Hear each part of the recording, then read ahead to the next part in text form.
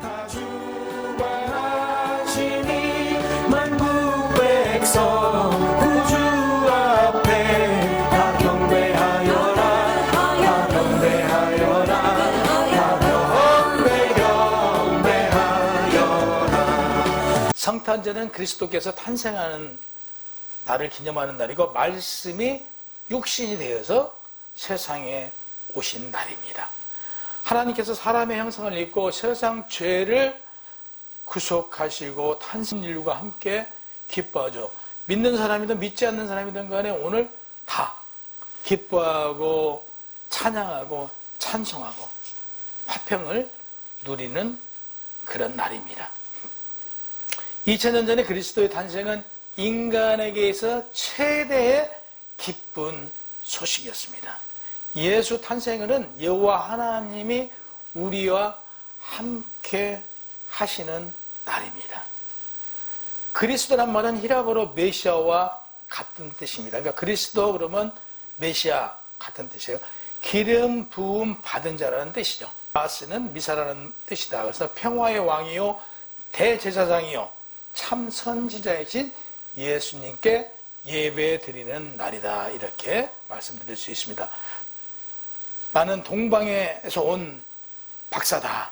그래서 내가 그에게 경배하러 왔는데 지금 왕궁의 메시아가 어디 계시냐니까 안 계신다고 그러니까 2절 하반절에 보면 동방의 박사들이 아기 예수님을 찾아온 이유가 나는 보세요. 주님께 경배하기 위해서 왔다라고 지금 말하잖아요. 그러니까 본절에서 예배가 무엇인가는 예배는 한마디로 하나의 종교의식이 아니고 생명을 바쳐. 그러니까 지금 동방 박사들이 물을 건너고 산을 넘고 그 위험을 무릅쓰고 아기 예수께 경배하러 왔잖아요. 그래서 예배는 뭐냐? 그러면 우리가 생명을 바쳐 드리는 게 예배다. 이렇게 한마디로 말씀드릴 수 있어요. 그래서 하나님을 만나는 결단이고 헌신이 예배입니다. 우리 예배가 어떻게 해야 되냐? 역시 동방의 박사들이 산을 넘고 물을 건너고 지금 경배로 왔잖아요. 그러듯 우리도 예배는 어떤 예배가 되냐? 동방 박사들처럼 어떤 희생의 대가를 치르더라도 나는 하나님을 만나보고 말아야겠다라는 하나님을 만나야겠다는 어떤 결단이 있어야 돼. 그래서 이제 베들레헴으로 다시 옮겨가요. 그러니까 그 헤롯 왕이 꼬이잖아요. 네가 보거든 나한테도 얘기를 해줘라. 그리고 보고 여기를 왔다 가라. 꿈에 가지 말라라고 하잖아요. 그래서 안 가잖아요. 이게 지금 이제 오늘 전체 본문의 내용인데, 그래서 그 헤롯 왕실에서 이제 아기 예수가 이제 태어난 걸 알잖아요. 그러니까 그 헤롯 왕이 굉장히 질투가 많고 욕심이 많은 사람이에요. 헤롯 왕은 어쨌든 간에 그 왕실의 왕이잖아요. 예수를 죽이고자 이제 모사를 하잖아요. 하나님께서 뭐 그렇게 두지는 않겠죠. 그래서 성경에 기록된 장소는 베들레헴인 것을 알고 동방에서 보던, 지금 왕실에서 이렇게 나오니까 그 인도했던 별이 다시 이렇게 인도해 주잖아요. 그래서 그 별을 따라서 갔더니 누가복음 2장 16절에 보면 들에서 자기 양떼를 지키던 목자들은 마구간에 구유에 누인 아기 예수님을 보았다고 그래요. 구유 안에서 이렇게 아기를 받았다라고 나오잖아요. 근데 오늘 본문에 보면 마구간이라 예수님이 계시는 집이라고 나와 있어요. 그죠? 집에서 보았음이라고 나와요. 예수님을 어디서 보았다고요? 11절 보세요. 11절에 보면 어디예요? 집에 들어가 그러잖아요. 집에 들어가 아기와 그의 어머니 마리아와 함께 있는 것을 보고 엎드려, 그렇게 나오죠. 어디서 봐요? 집에 들어가서 보잖아요. 그러면 누가복음에는 아까 어디서 봤다고요? 누가복음에는 마구간으로 나오잖아요. 근데 오늘 본절에서 집에 들어가로 나오는 것은 예수님이 난 곳은 어디예요? 마구간이에요.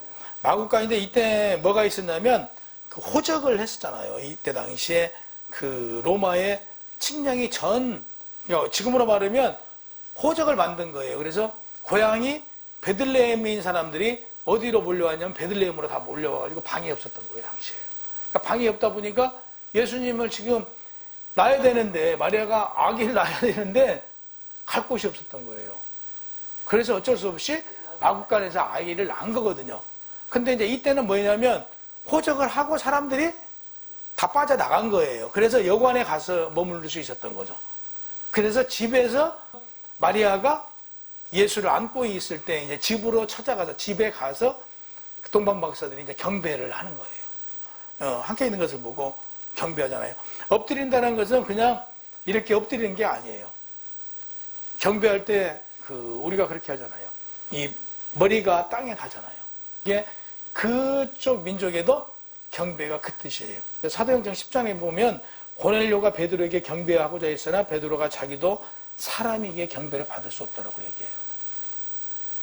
요한계시록 22장에서도 사도 요한이 천사에게 경배를 하려고 했어요. 그랬더니 천사는 요한에게 말하기를 오직 여호와 하나님께만 경배하라고 말해요. 그러니까 경배는 누구한테만요? 성경에서 오직 하나님께만 드리는 거예요. 그래서 가끔 제가 이제 예배 시간에 그러잖아요. 경배라는 단어를 쓰는 이유가 뭐냐면 누구한테? 하나님께 드리는 유일한 거기 때문에 경배를 드린다 이렇게 쓰는 거예요. 그래서 우리는 동방 박사들이 예배를 드리기에 동방에서 하나님을 찾아온 그 태도를 보면요. 얼마나 그 태도를 배워야 되는가 알 수 있어요. 동방의 박사들은 그 먼 길을 생명을 바쳐서 찾아왔음을 알 수 있잖아요. 그리고 보배 합석에 가장 귀히 여기는 예물들 당시에 준비해서 나왔어요. 그들이 준비한 예물, 자, 그러니까 세상은 돈, 그러니까 황금이에요. 돈은 임금 왕을 나타내요. 유황은 예수님의 신성을 나타내요. 모략은 예수님의 인성을 나타내는 거예요. 우리가 지금 헌금하잖아요, 주일날.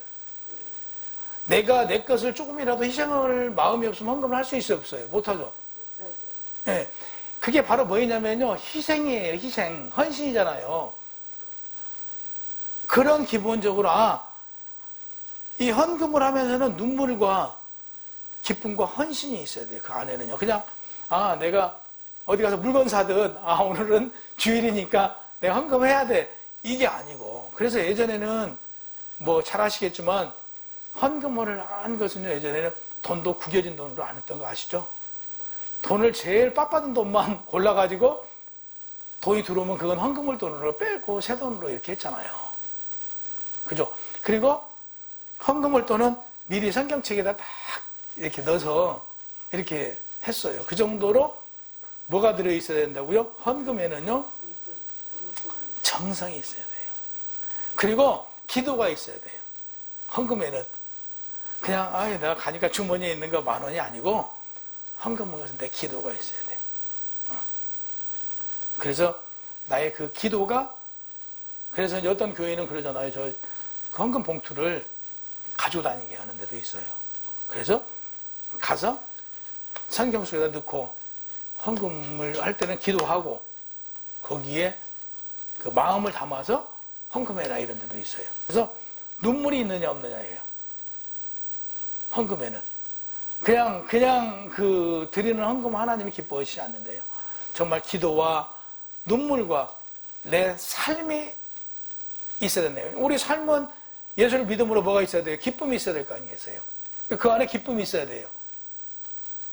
이렇게 드려야 된다고 분명히 말해요. 그래서 지금 동방 박사들이 제일 귀한 거 황금과 유황과 모략을 드리는 거잖아요.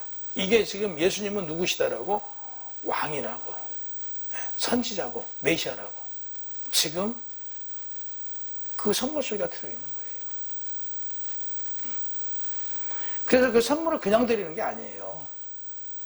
다 이유가 있잖아요. 그래서 우리 선물 속에는 그 낱말이 있죠. 꽃에도 낱말이 있듯 이런 그런 정성이 들어있어야 된다. 그래서 누가복음 12장 34절에 너희 보물이 있는 곳에 너희 무엇이 있어요? 보물이 있는 곳에. 세상에는 그러잖아요. 뭐가 있는 곳에 뭐가 있다고요? 마음이 있는 곳에, 예. 그러니까 물질이 있는 곳에 마음이 있다고 그러잖아요. 그래서 누가복음 12장 34절 말씀, 너희 보물이 있는 곳에 너희 마음도 있대요. 이거 성경에서 말하잖아요.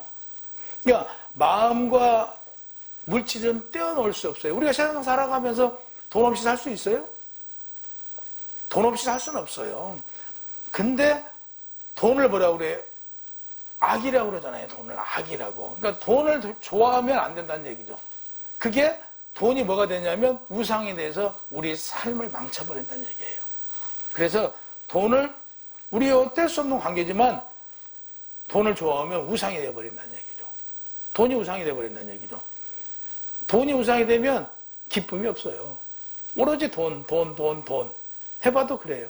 그러니까 진정한 예배나 아기 예수를 찾아온 과정에서 알 수 있을 때 우리가 과연 동방의 박사들처럼 베들레헴까지 지금 아기 예수가 나니까 좀 찾아가잖아요. 찾아가서 예배를 드리잖아요. 경배를 드리잖아요. 그러면 자 우리가 주일날에 지금 오늘 예배를 드리는데 과연 동방 박사들이 예수가 태어났다라는 지금 예수가 누군지도 모르잖아요. 그들도요. 보험을 가지고 가는 거잖아요. 이랬을 때 얼마나 생명의 위협을 느꼈겠냐고요. 당시에는 우리도 그랬지만 우리도 산적들이 다 뺏고 그랬잖아요. 실질적으로요. 우리도요. 도둑들이 많이 있었거든요. 그럼에도 불구하고 그 위험을 무릅쓰고 교회에 나갔다니 오늘 안 오실래다가 잘 오셨어요. 그거거든요. 하나님은 그런 걸 보시는 거예요, 사실요. 그분은 뭐 우리의 모든 것을 사실은 감찰하고 계시잖아요. 우리 하나하나를 그걸 보고 계시는 내 안에서. 그러니까 영이신 하나님 민수기 12장 6절에 보면 이르시되 내 말을 들으라 너희 중에 선지자가 있으면 나 여호와가 환상에서 나를 그에게 알리기도 하고 꿈에서 그와 같이 말하기도 한대요. 그래서 오늘 본문 12절에 보면 그들은 꿈에 헤로드에게 돌아가지 말라 지시함을 받아 다른 길로 돌아서 고국에 가잖아요. 그러듯 우리가 지금 성경에서 말씀하시잖아요. 우리가 꿈을 통해서 하나님께서 우리한테 계시해 주나요? 안 해주나요? 꿈을 통해서요. 오늘 본문에서도 얘기하듯 꿈을 통해서도 하나님께서는 우리에게 계시줘요. 지금 동방박사들에게도 꿈에 지금 나타나서 그리 가지 마라. 헤로드에게 가지 말라고 그러잖아요. 그래서 그들이 지금 수도를 아마 거기를 거쳐가야 되는데 거기를 가지 말라고 그러니까 거기를 가지 않고 돌아서 갔을 거예요. 멀리 돌아서 거기에 가잖아요. 그러니까 다시 꿈에 누구에게 또 요한에게 꿈에 나타나잖아요. 그래서 지금 아기들을 다 죽이러 오니 여기를 피하라고 그래서 결국에 예수가 피하잖아요. 이때 어떤 상황이 벌어져요? 그때 당시에 난 아이들은 다 죽이잖아요. 이렇게 우리도 마찬가지예요. 우리의 인생 속에서도 우리의 그 삶 속에서도 역시 마찬가지예요. 꿈에 계시를 해주시고 꿈을 통해서 우리가 깨달아지게 해주시잖아요. 근데 이게 다 그러면 꿈은 다 계시냐? 그건 아니에요. 우리가 알아야 될 게 다 이 꿈이 계시는 아니에요. 꼭 알게 해주시는 그런 꿈들이 있잖아요. 꿈을 통해서 우리가 또 알 수 있을 때도 있다. 이 동방박사들을 보세요. 사실 어떤 나라를 갔는데 그 나라 왕이 야 가서 갔다 와 나한테 와 했어요. 안 오면 어떤 상황이 생겨 죽어요. 그 나라 왕이 야 가서 확인해보고 나한테 가르쳐 주고 가 그랬어요. 동방박사가 지금 꿈에 가지 마라. 그냥 바로 가라고 하니까 거기를 지금 몰래 가야 될 거 아니겠어요? 그럼 얼마나 위험을 무릅쓰고 하는 거예요. 순종이잖아요, 여기서요. 우리는 하나님께 뭐 해야 된다고요? 순종해야 돼요. 그러니까 하나님께서 우리한테 어떤 계시를 주시고 우리가 깨달음을 얻으면 그건 아멘으로 무조건 순종해야 돼요. 거기에 대해서 이의가 있고 설마 이럴까? 여기서 불순종은 결국에는 화근을 만들어지고 일이 커져요.